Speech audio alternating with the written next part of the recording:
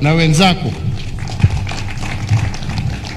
jeshi limejikaza kabisa pamoja na wengine, na tujue ya kwamba hata ule mtu ambaye amechora na wale ambao wamekuwa ma-engineers wote ni wananchi na watoto wa jamhuri hii yetu ya Kenya, na tunawashukuru, na tunasema ya kwamba mbele ya mwezi wa 4 mwaka ujao tutarudi hapa kufungua museum ambayo iko hapa na kufungua hii uwanja kikamili kwa wale wote, wananchi wote, watoto wa shule bila malipo waweze kutembea, wajionee historia yao, wajionee pahali ambapo wametoka,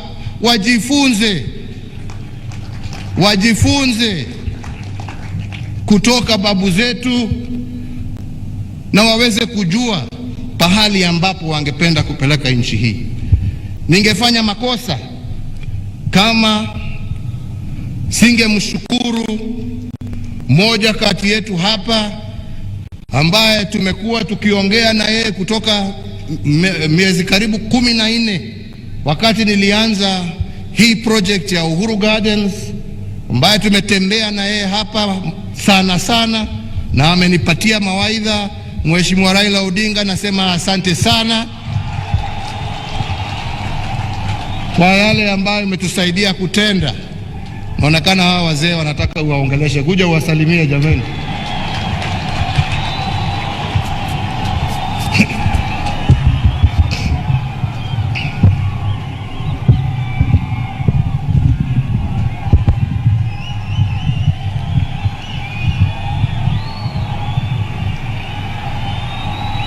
Your Excellency, Rais wa Jamhuri wa Kenya,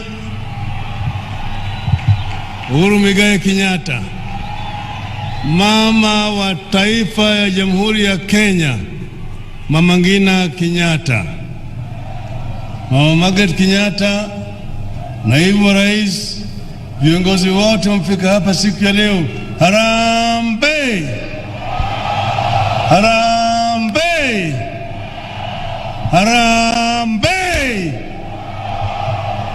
Nimesema hayo kwa sababu yale ndio yalifanyika hapa miaka 58 iliyopita. Your Excellency, I have only 2 things that I want to tell Kenyans today. First way is true what you have said here about this ground.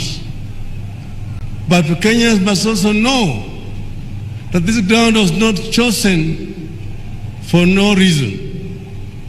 One, there was a motion in Parliament, and I see the speakers here, then called Legico, about the site. Then there were 3 sites. One was along what was called Princess Elizabeth Highway, now Uhuru Highway, and that was Uhuru Park. The other one was called Mitchell Park, which is today called Jamhuri Park or ASK grounds. This one here was called a open ground next to Nairobi Dam. This one was chosen because it was a concentration camp where, as the president has said, freedom fighters were tortured, like they were tortured in Hitler's Auschwitz and Buchenwald. Here, next to the Western Hotel, which is part of this ground, in Langata Primary School, there are torture chambers which have been preserved by the Museum of Kenya for people to know where we are coming from. Your Excellency, what you've done here is great. I'd asked you when you went to Namibia to go and look at what they have done. When you came back, you told me, we will do better. We will actually come up with the best in Africa. How we are going to remember our past. There are those who say, forget about the past. We want to look at the future. The past is very important because if you don't look at the past, you are likely to repeat the same mistakes made in the past. And here, Your Excellency, you say that you want history unedited here. people will come to know who Wayaki Wahinga was, who Harithuku was, and so many of those our heroes here. Many of Kenyan patriots have worked here.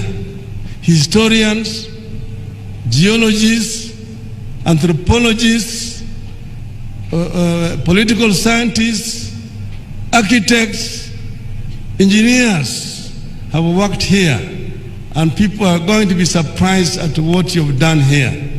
It shows your vision for this nation, our country. So we, therefore, Your Excellency, I want to congratulate you in front of fellow Kenyans here for the work that you've done that will only be recognized many years after you've left office.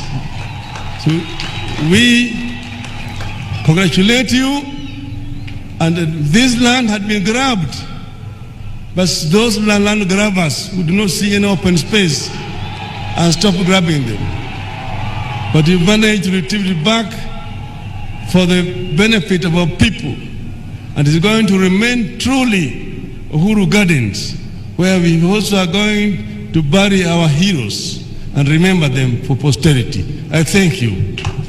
Merry Christmas.